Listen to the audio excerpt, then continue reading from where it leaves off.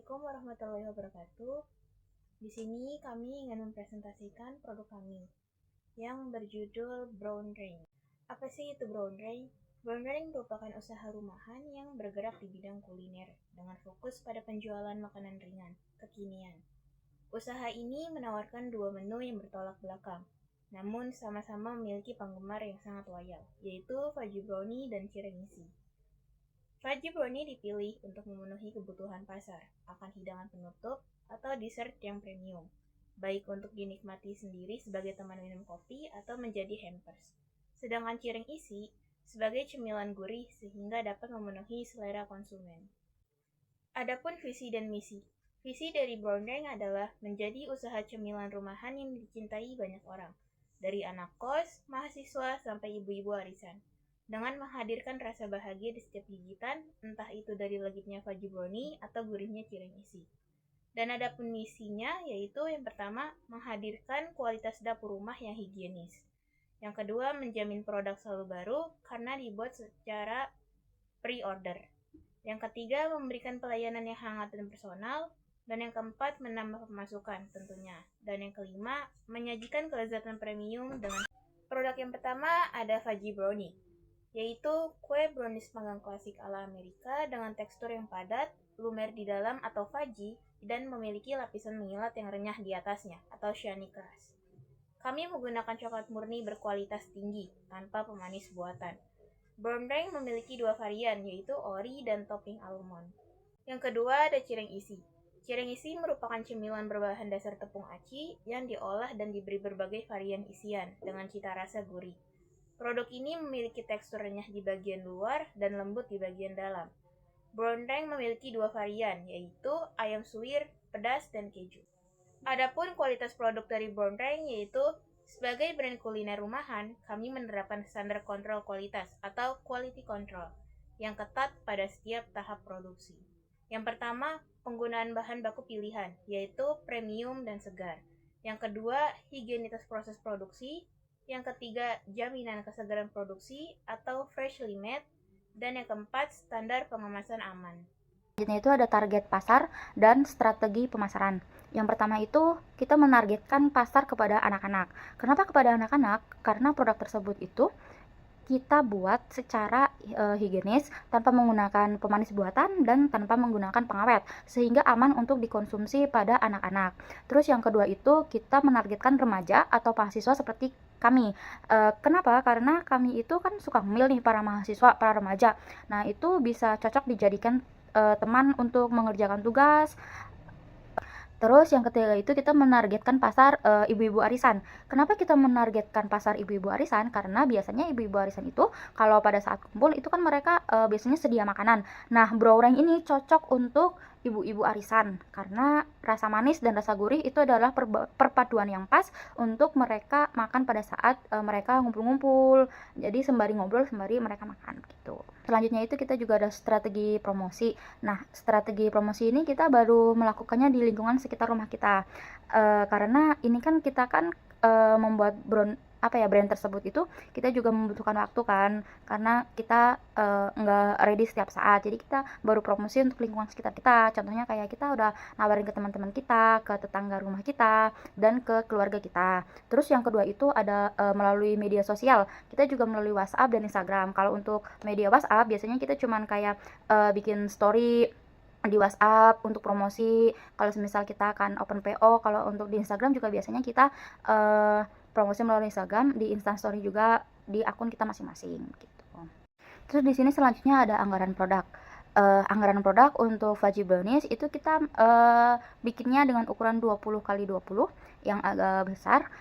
Itu kita memerlukan anggaran biaya sebesar total biaya kurang lebih sebesar 41.000. Itu dengan rincian bahan. Di sini kami ada bahan kering, yaitu biasanya kita tepung, itu harga di 9.000, adonan coklat itu di harga 17.000. Untuk telurnya kami menggunakan 2 butir telur untuk satu kali produksi, yaitu di harga 6.000. Terus untuk toppingnya kacang almond itu ada di 5.000, dan untuk per boxnya atau untuk kemasannya kita hargai satu boxnya itu 4.000 dengan total biaya 41.000. Nah, untuk laba per loyangnya, kami di sini jual untuk harga satu fudgy brownies dengan ukuran 20 kali 20 itu di harga 60.000. Di sini tadi kami udah mengeluarkan biaya totalnya 41. Jadi untuk laba per loyangnya itu harga jual kami kurangi dengan total biaya. Harga jual kami di 60.000 dan total biaya itu 41.000. Jadi 60.000 dikurangi 41.000 sama dengan 19.000.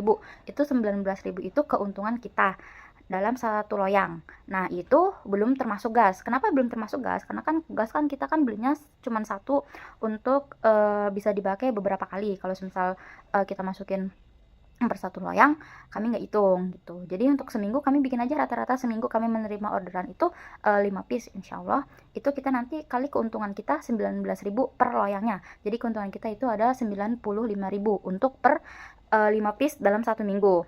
Nah, itu masih belum termasuk gas. Kalau semisal gas kita masukin, kita hitung, anggap saja gas tersebut harganya 21.000. Jadi untuk total keuntungan kita per 5 piece atau seminggunya 74.000. Terus selanjutnya di sini ada cireng isi. Cireng isi kami mengeluarkan biaya 134 untuk 50 piece cireng isi. Cireng isi ini kami hargai satunya di harga 3.000. Nah, itu terdiri dari bahan baku seperti bahan kering 25.000, olahan ayam suwir itu 37.000 dan keju 15.000, minyak untuk menggorengnya 21.000, gas 21.000, mika untuk packagingnya itu kami hargai di harga 15.000. Jadi total biaya keseluruhan itu sekitar 134.000 untuk 50 piece cireng. Nah, kami hargai cireng tersebut dengan harga 3.000. Itu dikali 50 piece sama dengan 150.000. Tadi untuk biaya produksi itu kami 134.000. Laba per 50 piece itu 150 dikurangi 134.000. Jadi 16.000. Jadi total keuntungan yang kita dapat dari 50 piece 50 piece cireng itu sekitar Rp16.000. Keuntungan 16.000 ini untuk 50 piece. Kalau semisal untuk satu piece-nya kita cuma mendapatkan keuntungan sebesar 320 rupiah. Nah, makanya di sini kalau untuk cirengnya kami biasanya kayak minimal belanja kita langsung satu mika itu isinya 5 piece begitu.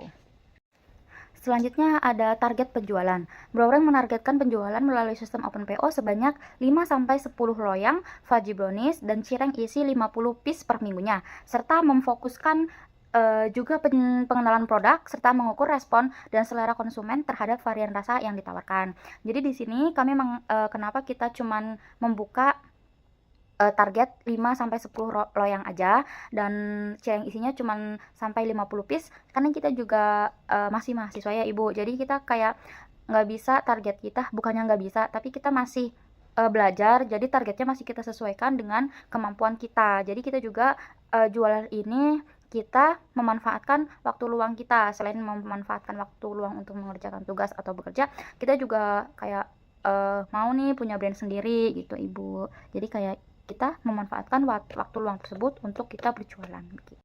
Selanjutnya itu ada evaluasi produk. Yang pertama itu evaluasi kualitas produk. Setiap kali sesi PO berakhir, kami akan aktif meminta ulasan atau feedback kepada customer. Nah, itu jadi setelah sesi PO selesai, biasanya kita minta kepada pelanggan atau customer kita untuk memberikan ulasan atau feedback. Nah, biasanya kami bisa memintanya berupa dengan tingkat kepuasan pelanggan, dengan respon kami, terus bisa juga dengan kualitas produk, terus kondisi barang pada saat diterima dengan baik atau rusak atau bagaimana, terus kecepatan pengiriman, pelayanan penjualan. Mungkin kita kalau misal kayak kita nggak ramah atau kita judes, nah itu bisa tuh kayak kita pelanggan itu bisa ngomong ke kita gitu. Jadi kan nanti kita bisa memperbaiki pelayanan penjualan kita. Terus kayak bisa juga berupa saran atau keluhan pelanggan terhadap kami. Terus tujuan untuk evaluasi ini kita bertujuan untuk mengetahui sebuah produk yang kita buat apakah sudah memenuhi harapan pelanggan. Terus bisa juga untuk meningkatkan kualitas produk dan layanan. Terus kita juga memperbaiki kekurangan yang ada. Terus selain itu juga kita bisa menjaga kepercayaan dan loyalitas terhadap customer gitu. Terus yang kedua itu ada evaluasi manajemen keuangan. Nah, kami akan mengevaluasi efisiensi penggunaan bahan baku terhadap fluktuasi harga pasar, seperti naik turunnya harga cabai atau telur di pasaran. Jadi, kami akan memantau dan mengevaluasi apakah penggunaan bahan baku sudah efisien dan sesuai kebutuhan produksi. Evaluasi dilakukan karena harga bahan baku itu kan tertentu ya, seperti cabai atau telur itu kan dapat mengalami kenaikan dan penurunan sewaktu-waktu. Dengan evaluasi tersebut, kami dapat mengontrol pengeluaran usaha, mengurangi pemborosan bahan baku, menyesuaikan biaya produksi, terus menjaga agar keuntungan kita tetap stabil. Selanjutnya itu ada evaluasi strategi pemasaran. Nah, saat ini kami itu masih menggunakan sistem PO, yaitu lewat WA Story atau Instagram Story.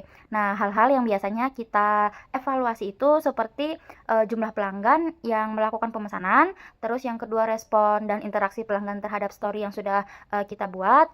Ketiga ada konsisten penjualan serta efektivitas media sosial sebagai sarana pemasaran. Dari evaluasi tersebut, kami dapat menentukan apakah strategi pemasaran perlu dipertahankan, ditingkatkan, atau dikembangkan ke metode lain yang lebih efektif.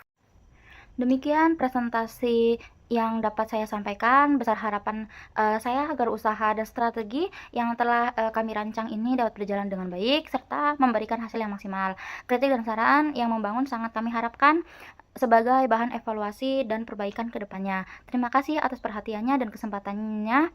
Wassalamualaikum warahmatullahi wabarakatuh.